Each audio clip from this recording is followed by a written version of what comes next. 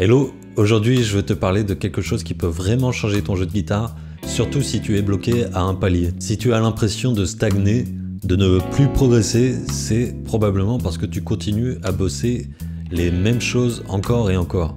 Et c'est normal, on a tous tendance à se concentrer sur des aspects techniques, à apprendre de nouvelles gammes ou à travailler le rythme. Mais des fois, si tu veux passer un palier, il faut aller travailler d'autres dimensions de la guitare qu'on a souvent tendance à négliger. Donc si tu travailles encore et encore les mêmes choses et que tu ne progresses pas, peut-être qu'il faut explorer d'autres aspects de la musique. Donc c'est ce que je te propose de faire dans cette vidéo. Donc dans cette vidéo, tu vas retrouver 5 exercices qui vont te permettre d'explorer des choses que peut-être tu n'as pas l'habitude d'explorer. Et ce que je t'invite à faire, c'est de travailler ces exercices 5 minutes par exercice. Donc ça va te faire une séance de 25 minutes au total. Et le challenge que je te donne, c'est de faire ça pendant 30 jours.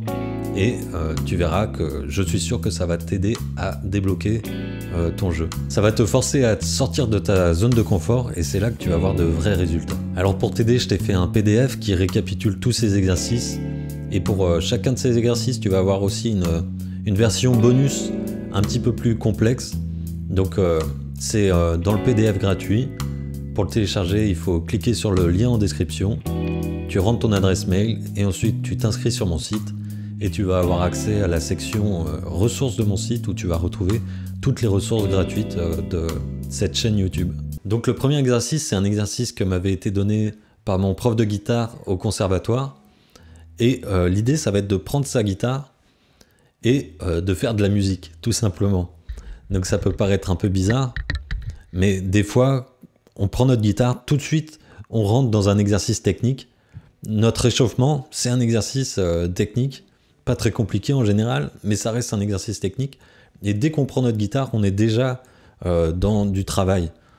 Et là, l'idée, ça va être de prendre notre guitare et de se connecter avec l'instrument. Donc, tu n'as aucune contrainte. La seule contrainte, c'est d'écouter ce que tu fais et d'essayer de faire quelque chose de musical. Donc, même si tu connais que quelques accords, ou 2 accords, 2-3 accords, une gamme, l'idée c'est d'en faire directement de la musique. Donc pour te donner un exemple un peu plus concret, ici on va prendre 2 accords très simples, on va prendre La mineur et Ré majeur. Donc tu vois, tu peux utiliser ces voicings là, ou tu peux utiliser d'autres voicings si tu en connais d'autres, peu importe, et on va prendre la gamme de La mineur pentatonique.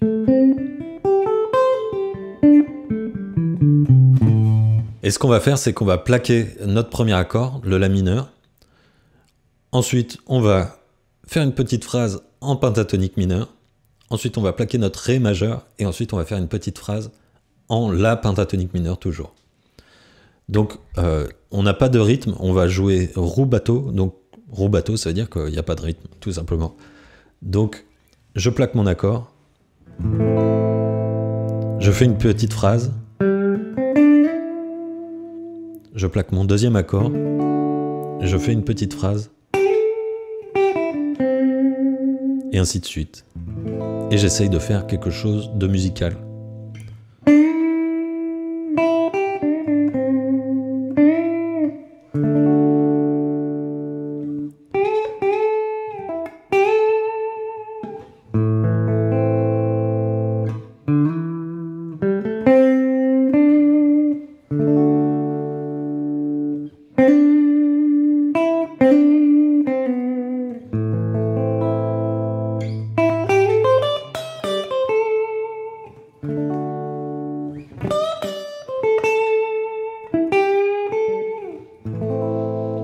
Donc voilà, tu peux faire des choses très simples, ou alors tu peux un peu complexifier.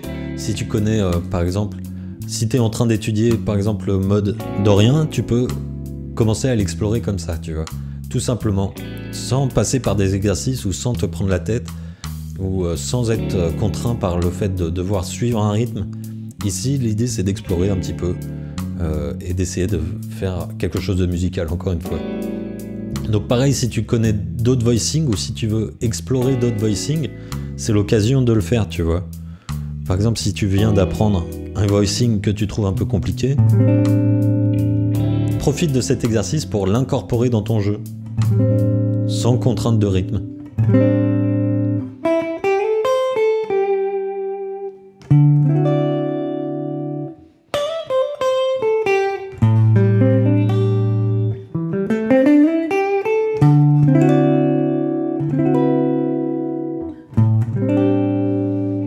voilà pour le premier exercice, donc encore une fois tu peux le faire 5 minutes, ensuite tu passes au deuxième exercice. Alors dans ce deuxième exercice, ce qu'on va travailler c'est le fait de casser nos automatismes et on va aussi travailler un petit peu la créativité. Donc cette fois on peut lancer un backing track, ou on peut le faire aussi sans backing track si on veut. On va improviser tout simplement, mais on va s'imposer des contraintes.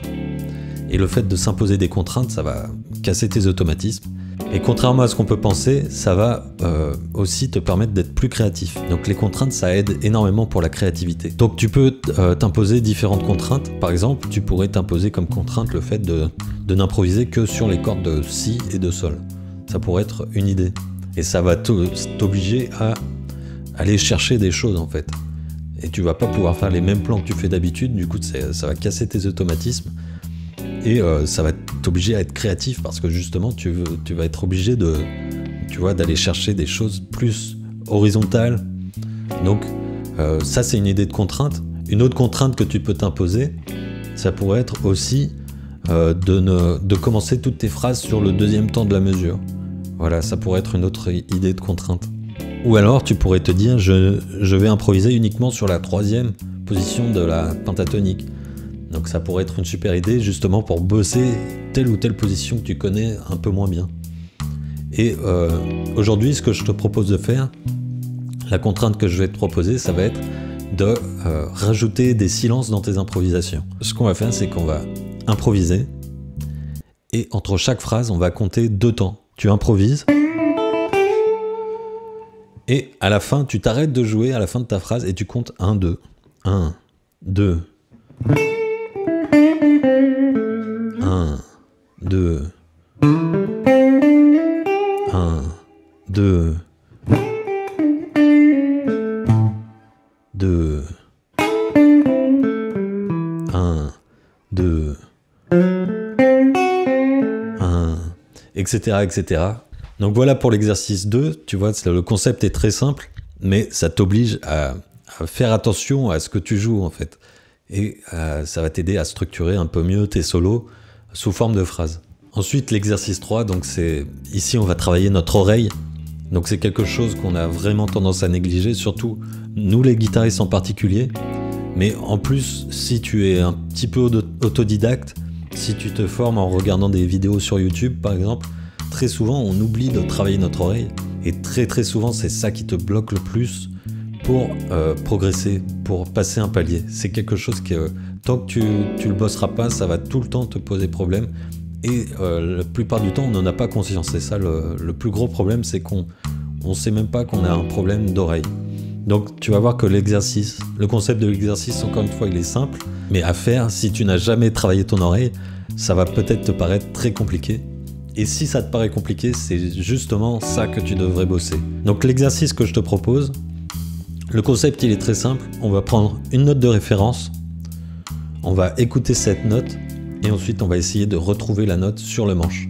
Donc sans utiliser le nom de la note. Par exemple si ta note de référence c'est un Do et que tu sais que tu as un Do là, c'est trop simple. Et là tu travailles pas ton oreille. Donc l'idée c'est de vraiment travailler avec le son, pas avec le nom des notes. Donc pour prendre une note de référence, il y a 2 façons de faire. Donc la première façon de faire, ça serait d'utiliser ton smartphone et de télécharger une application de piano virtuel. Donc tu vas sur l'endroit où tu télécharges tes applications et tu tapes piano virtuel. Tu télécharges une application de piano virtuel et tu vas retrouver sur ton smartphone des touches de piano. Et donc quand tu appuies sur ces touches, tu vas avoir un son de piano. Et donc l'idée c'est de prendre une note comme ça, au hasard, et de la retrouver sur le manche, à l'oreille, encore une fois. Pas en cherchant le nom des notes. Le concept est très simple, mais pour certaines personnes, surtout si tu n'as jamais travaillé ton oreille, tu vas voir que c'est très compliqué.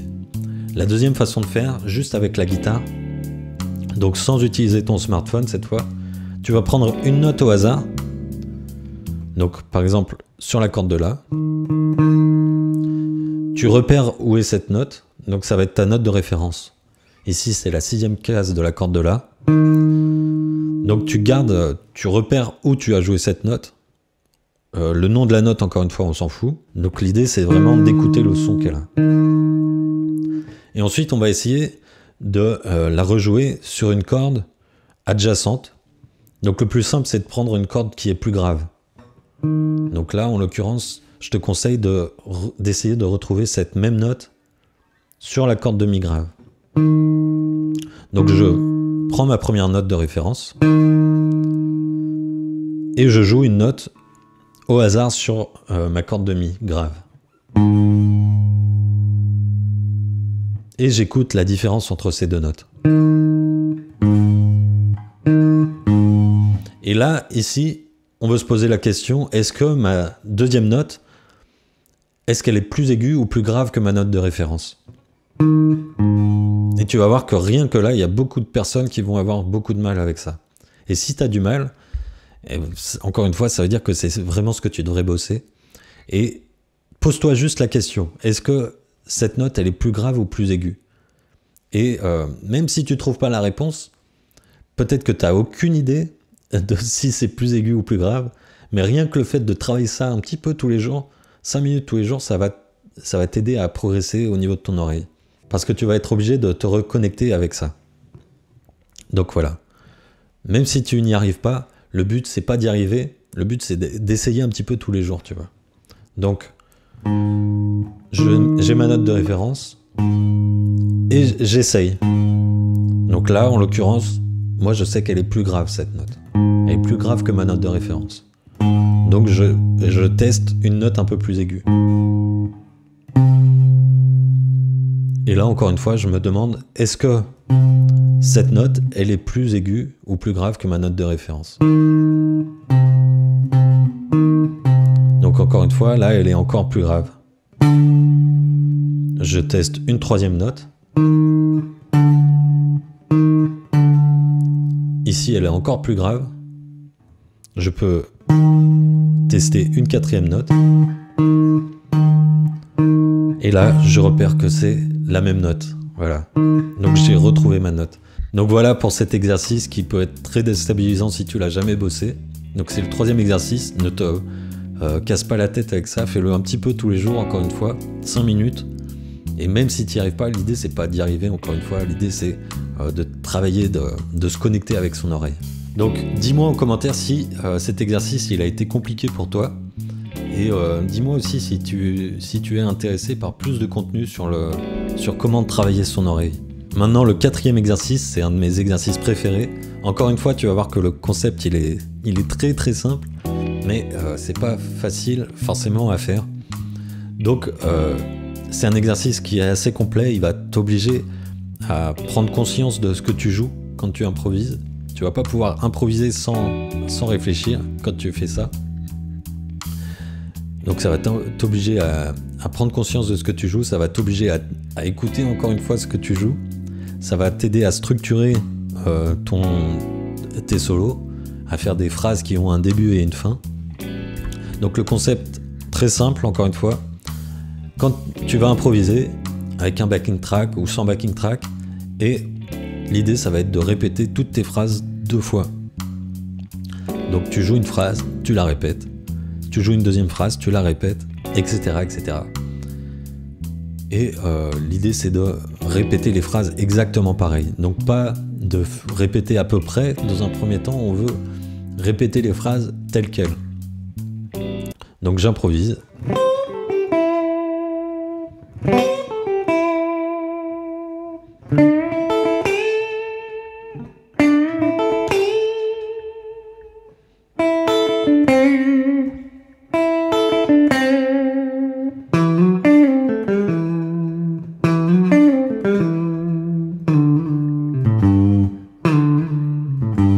Encore une fois, il ne faut pas improviser comme ça. Quand tu improvises normalement, tu vas pas improviser comme ça n'a aucun sens. Mais c'est un exercice. Et tu vois que le fait de devoir répéter la phrase, tu es obligé de jouer consciemment ce que tu fais. Tu es obligé d'être présent à chaque phrase. Tu peux pas faire des phrases trop longues déjà. Donc ça va réduire, tu es obligé de faire des phrases assez courtes, tu es obligé de mémoriser la phrase, tu es obligé d'être vraiment à l'écoute de ce que tu fais, tu vois. Donc c'est un exercice très simple, le concept est très simple, mais c'est pas forcément simple à jouer, encore une fois, et c'est un exercice qui est très complet. Donc voilà pour le 4e exercice. Et le 5e exercice, on va faire un petit peu l'inverse. Donc ici, l'idée, ça va être cette fois de te connecter avec tes émotions. Donc c'est quelque chose que je te recommande de mettre à la fin de toutes tes séances de travail. C'est un petit peu comme le premier exercice. Donc le premier exercice, on se connectait avec le son, on essayait de faire quelque chose de musical. Et ici, à la fin, encore une fois, à la fin de ta séance de pratique, je trouve que c'est bien de prendre un temps où on s'éclate en fait. Donc c'est quelque chose des fois qu'on oublie de faire, mais quand on a voulu apprendre la guitare, c'était parce que ça nous éclatait. Et des fois, on s'impose tellement d'avoir des résultats, on veut tellement progresser qu'on oublie de s'éclater, on fait que des exercices encore et encore. Et donc ça, c'est important de le faire tous les jours, de prendre un moment où tu vas juste éclater et tu n'as plus aucune contrainte cette fois. Tu peux faire des phrases très longues, t'es pas obligé de mettre des pauses, t'es pas obligé de mettre des silences, cette fois il n'y a plus aucune contrainte. Avec un backing track, sans backing track, tu fais comme tu veux, tu joues ce que tu veux, mais juste tu t'éclates. Donc l'objectif est de laisser parler ses émotions sans faire attention aux erreurs qu'on pourrait faire ou à la perfection technique. Donc l'idée c'est de se reconnecter avec ce qui te fait vibrer vraiment quand tu joues de la guitare. Voilà, j'espère que ces exercices vont vraiment t'aider à débloquer ton jeu. N'oublie pas que l'idée ici c'est de sortir de ta routine habituelle et de travailler des choses que tu peut-être ne travailles pas habituellement. Choisis au moins un exercice ou dans l'idéal fais ces 5 exercices tous les jours pendant 30 jours et tu verras que ça va t'aider à progresser. Donc si tu as des questions, n'hésite pas à me les poser en commentaire et tu peux aussi télécharger le PDF qui récapitule les 5 exercices avec 5 exercices bonus aussi. Donc le lien est juste en dessous, il suffit de laisser ton adresse mail et de s'inscrire sur mon site. Merci d'avoir regardé cette vidéo et à la prochaine. Salut!